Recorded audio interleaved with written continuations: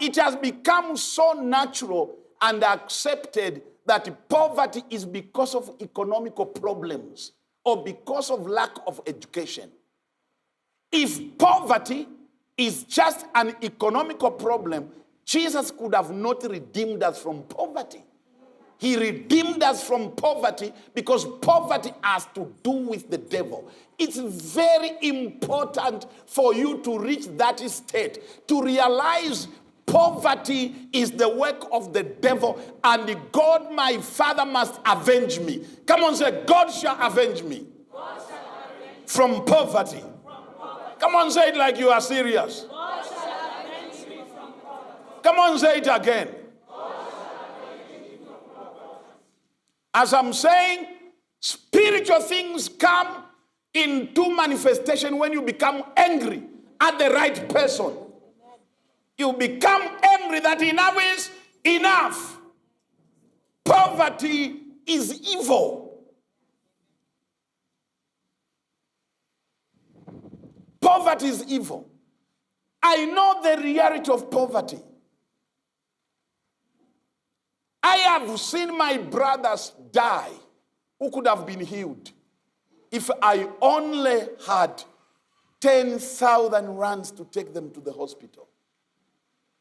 There are people who are dying of sicknesses that can be cured, can be healed, but they are poor and they have no faith. Poverty without faith, you are dead. Many millions of people are dying. Black people live like animals. As a matter of fact, some animals live better than black people. If you are going to think of African people, poverty, you must take a trip and go just here in Deep Sloot, here. You go in the squatter camps and find where people live. You will find people, maybe 100 people going in one portable toilet. One. There's a portable toilet put somewhere where 50 families are going. One toilet. You cannot go there. It is a bad side to look at. That's what poverty can do. It can reduce the creature of God to a level that is less than an animal. And so if you are looking at it and say, it's okay, I just lack money, you can't come out until you reach a day and say, poverty shall no longer be in my house. I have an avenger in heaven. He shall avenge me from lack. He shall avenge me from poverty.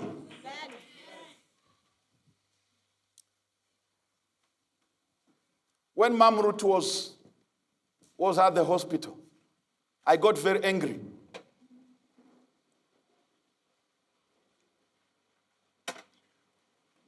My first wife had a heart attack. I was in the other room, and when I went into the other room, I found she was gasping for oxygen, about to die. I got angry. I rebuked the devil. She came back to life. I prayed. Nothing was happening.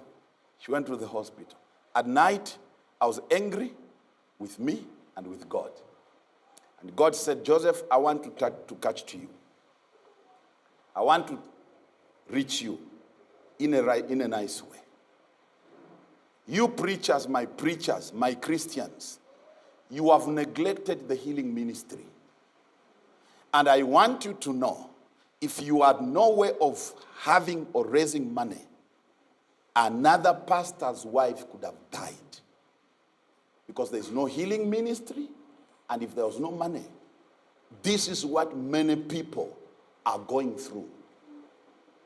Many people have died because of poverty, and there was no healing power. Many have died. You see people walk on the street with hair uncombed, although some of you take it as a style. When you see those people who have those uncombed hair, walking in rags, it is the devil.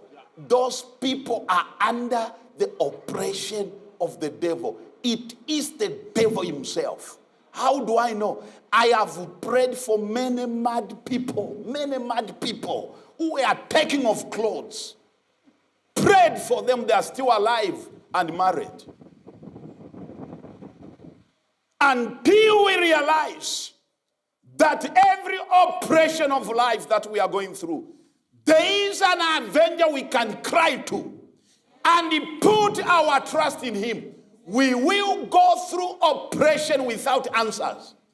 There must be a realization that poverty is the devil afflicting us. Sickness and disease. All these addictions you have.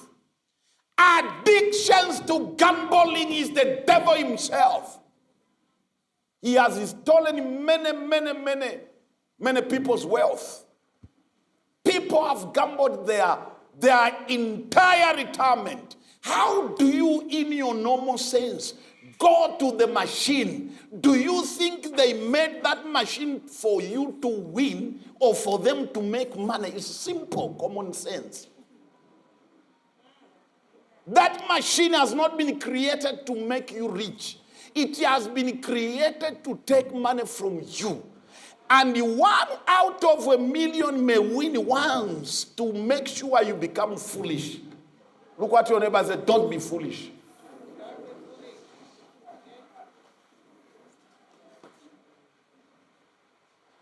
Now there are men and women who have come under the devil's oppression. The devil is holding them. They get their salary, go and gamble it. And after they gamble it, they regret. Come next month end, they will take another salary. Avenge me of the demon of gambling.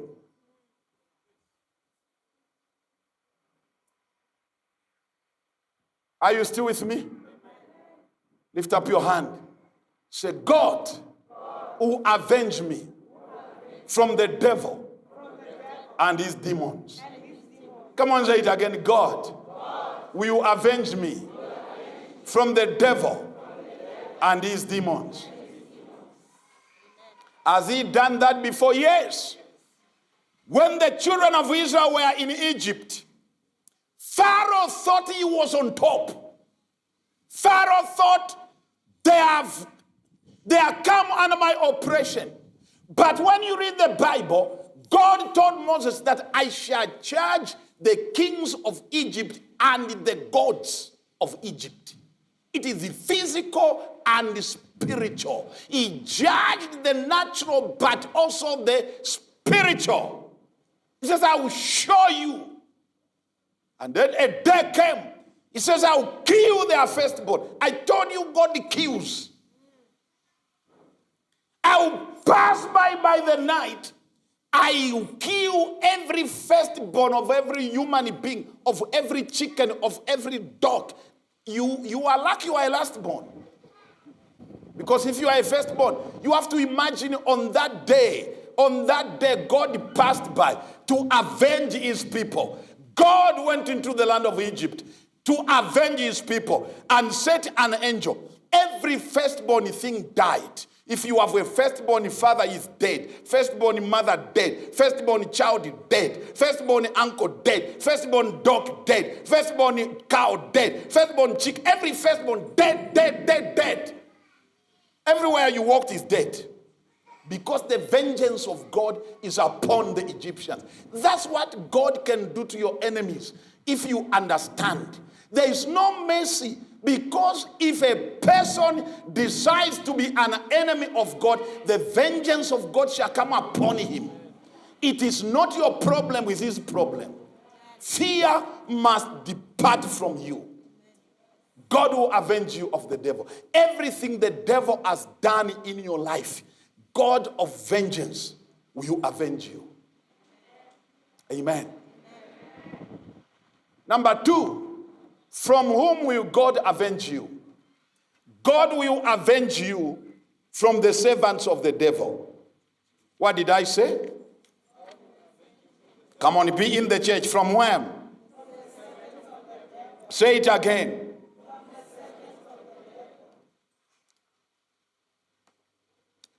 If there is a witch at work who comes to undress and sit on your chair naked, when you are not there, she or he is the servant of.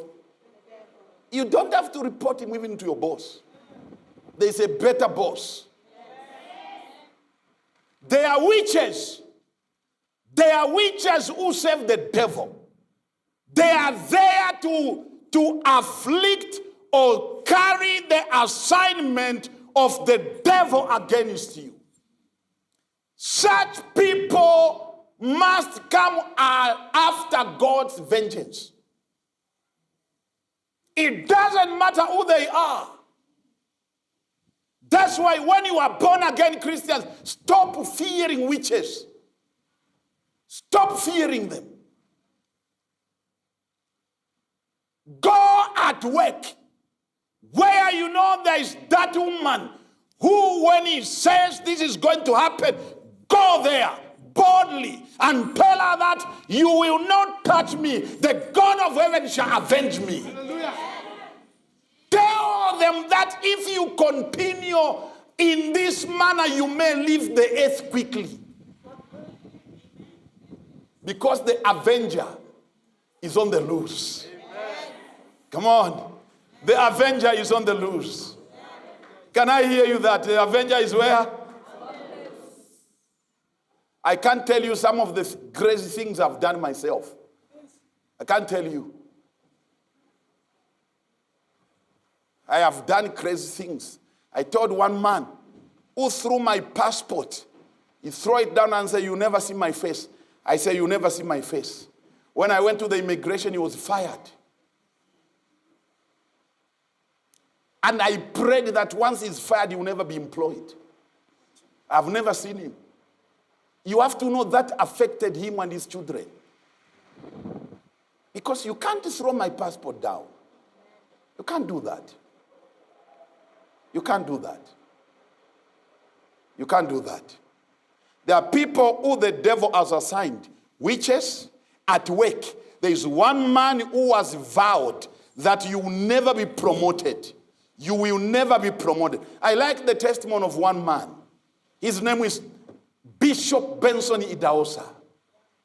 He went to the radio station, TV station, and he said, "I want to put my Christian programs on this radio." The secretary says, "I want to see your manager." The secretary said, "You can't." He said, "Lady, I want to see your boss." She said, "You can't." He looked at her and said, "I will see him when you are not there." And he left. 2 days later, the girl was fired. Another one came. And when he came, he said, "I want to see your boss." He went in. The boss said, "You never preach on this TV station under my dead body." He said, "Confirmed." Come on, say confirmed. Confirmed. I want somebody to say confirmed. Confirmed. Did that guy die? Yes. Did he preach on the TV? Yes. God of vengeance. There's somebody somewhere on 2 legs who has vowed you will never be promoted. And you have tolerated that guy to intimidate you like you are not born again. You have been laboring for so many years. Somebody came, especially Bazalwane. There are guys who come to show you that they are somebody. They come with a pistol here. When they are talking, it is like that to show you. And you went home scared. You remember that guy? How many of you remember that? You saw the pistol. And what happened? You went home what? You go and tell him that, okay, you are coming with me with a pistol. I come against you in the name of God of Abraham.